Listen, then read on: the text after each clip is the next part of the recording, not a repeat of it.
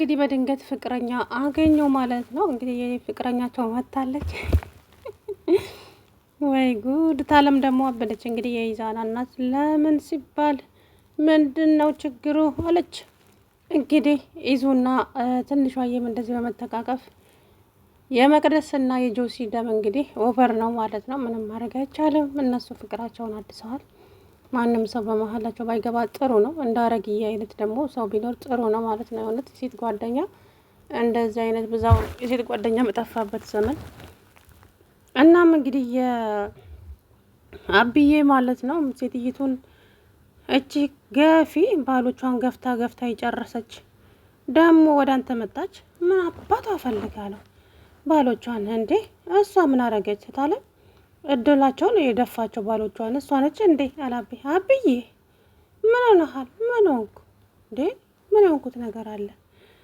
ከዛ በኋላ ምንትዬ ምንትዬ እንዴ ናትና ጭራሽ አሞገሳት እኮ ፊቴ ላይ ስትል እውነት በጣም ነው ያሳቀችኝና የይዛና እናት እንግዲህ ልጅቷን እርጉዝ ነሽ እያሉ ስቃይዋን አበዙት ማለት ነው። ምስኪን እሷን ለራሷ ዝምታዋን ነው የምትመርጠው። ምንም የምትለው ነገር የለም ማለት ነው። ትንሿዬ እንዳያችኋት ምንም አትናገርም ማለት ነው። ሁሉንም ነገር በዝምታ ወፈርኩ እንዴ ቀጠንኩ እንዴ እያለች ራሷን ታያለች ማለት ነው። አሁን ላይ እነ መቅደስ የሚሸነፉ ይመስለኛል ሳስበው፣ አላውቅም ግን ትንሿ እንደዚሁ በዝምታዋ ከቀጠለች ሁሌም ተረጋጭ ነው የምትሆነው። በነገራችን ላይ እንደዚህ ዝምታዋን ትታ ኮስታራ ሆና መነሳት አለባት፣ እንደዚህ የሚያስቸግሯት ሰዎች ላይ ማለት ነው። እና እንግዲህ አሁን ላይ ጆሲ በመንገድ ሲሄድ እንግዲህ እነ ልውል እነ አብርሽ እነ መሳይ እነ ልውል እንትና ማለት ነው ቾቻ እየቀለዱበት እንግዲህ አሻንጉሊት አድርገውታል። የመቱበትን ቦታ እያዩ እየመቱ ማልቀስ እንጂ ምን አልቀረም። እኔ እያንዳንዳችሁን የተወለዳችሁበትን ቀን እስክትረሱ ድረስ ባላደርጋችሁ እኔ ጆሲ አይደለሁም፣ ገንዘቤ ይጨነቅ፣ ረግጣቸዋለሁ እያለ እንግዲህ ፉከራውን ቀጠለ። ቡቻ ጋር ቢደውልም ቡቻ እንግዲህ ከዚህ በኋላ እኔና አንተ አንተዋወቅም፣ ስልኬ ላይም እንዳትደውል፣ የምታዘኝንም ነገር አልሰራም ብሎታል ማለት ነው። ባለፈው ትንሿን ያገተለታ።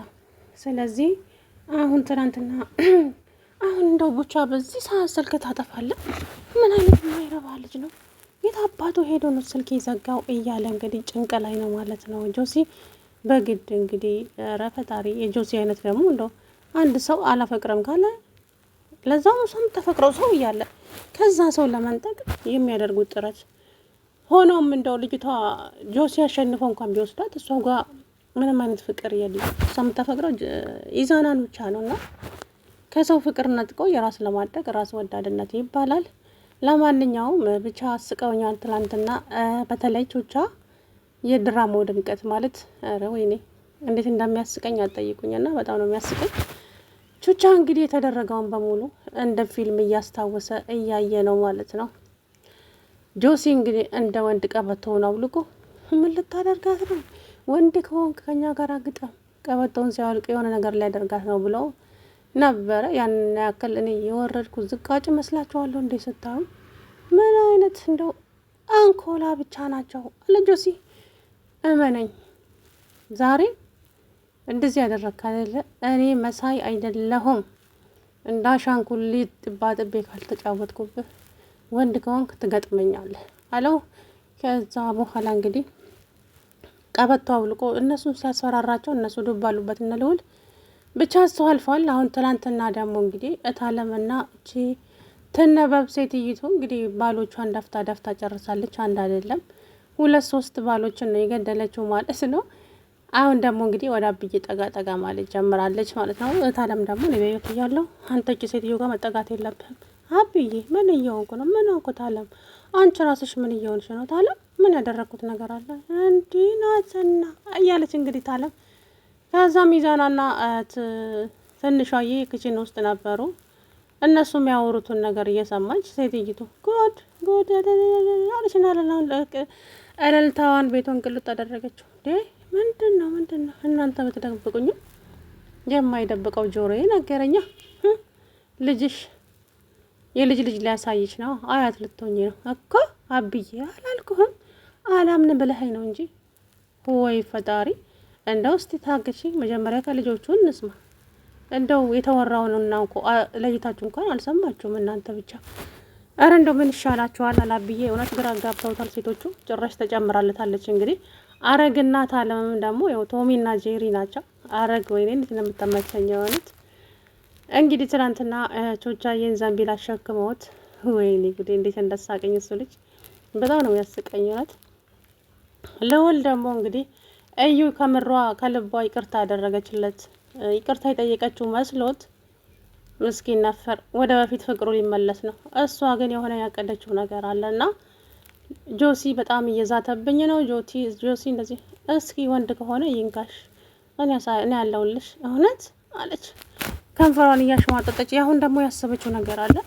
እኔ ከልውል ጋር ነው እንጂ ከትንሿ ጋራ ምንም አይነት ችግር የለብኝም ብላለች። ስለዚህ ይህንን ልውልን ልትበቀለው እየፈለገች ነው እንጂ እኔ እንጃ እውነተኛ ፍቅር እንኳን ይዟት አይመስለኝም ሳስበው ራሱ። ጅል ብለዋለች እኮ ትናንትና ራሱ አይታችሁ ከሆነ በስልክ ውስጥ ጅል እያለችው ነበረ ልውልን ማለት ነው። ባለጌ ብልግና ነው ግን ሰው ልጅ እንደዚህ መሳደብ በእውነት በጣም ነውር ነው። ያው ሰው የሚሆን ከሆነ ይፈቀራል፣ የማይሆን ከሆነ ደግሞ በሰው ልጅ መጫወቱ ጥሩ ነው ብዬ አላስብም በእውነት። ስለዚህ ትንሽ ማናት እንግዲህ ልጅቱም ትላንትና እንዳያቸዋት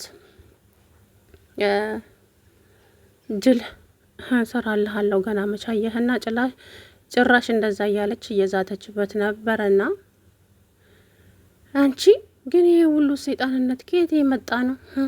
ገና መቻየሽኝና እኔ ትክክለኛዋ ማንነቴ ገና አላየሽም። አንቺ ገና አሳየዋለሁ፣ እመኘኝ፣ ዋጋ አስከፍለዋለሁ እያለች ነበረ ማለት ነው። እና በጣም ይገርማል። ያንቺ ለውጥ ደግሞ በጣም ነው የገረመኝ እውነት ለመናገር እያለች ከዛ ብዙም አትገረሚ ገና መቻየሽና ይሄ እኮ ጅማሮ ነው ገና ነው እያለች እንግዲህ ስትፎክር ነበረ ማለት ነው። ግን ደግሞ ልክ እንደ ተጸጸተ ሰው አድርጋ ይቅርታሽ ይቅርታ አድርጌልሻለሁ አንቺም ለኛ ጥሩ ውለታ ውለሽልን የለም እንዴ አላት ልውሌ። ከዛ በቃ እንደዋወላለን በኋላ አሁን ግን መሄድ አለብኝ ስትለው እሺ በቃ እንደዋወላለን ብሎ ጥሏት ሲሄድ ጅል አለችው። አያችሁ አውቃ እያስመሰለች ነበረ ማለት ነውና ምን ልታደርግ እንዳሰበች አላውቅም። ብቻ የሆነ ነገር ልታደርገው ፈልጋለች። ልውልን ልትበቀለው ይሁን እሱ ደግሞ እንግዲህ ከልቡ ነው፣ ደስ ብሎታል ይቅርታ ስለተደራረጉ። ግን እሷ አስባለች አሁንም የሆነ ነገር እኔ እዩ ነኝ በፍቅር ስለምነው እምቢ ብሎኛል አይደለ?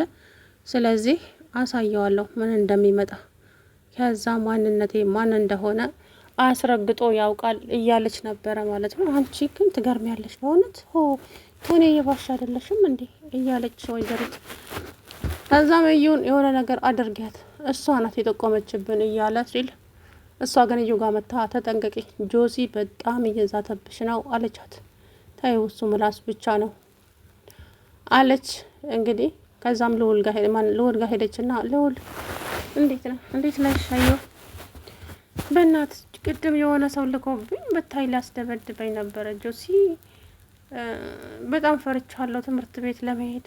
አረ ዋው አንቺ ነሽ የነገርሽው አንቺ ነሽ የጠቆምሽው ብሎ በቃ እያሰቃየኝ ነው ያለው። ይንካሽ ጫፍሽን ይንካሽና አሳየዋለሁ እኔ ያለውልሽ ሲላት እንግዲህ እውነት አንተ ከኔ ጋር ነህ? አዎ የእውነት ላለፈውም ስላልተረዳዎች በጣም ይቅርታ አላት ካለቦ ምስኪን ነፈር። እሷ ግን የሆነ ያቀደችለት ነገር አለ።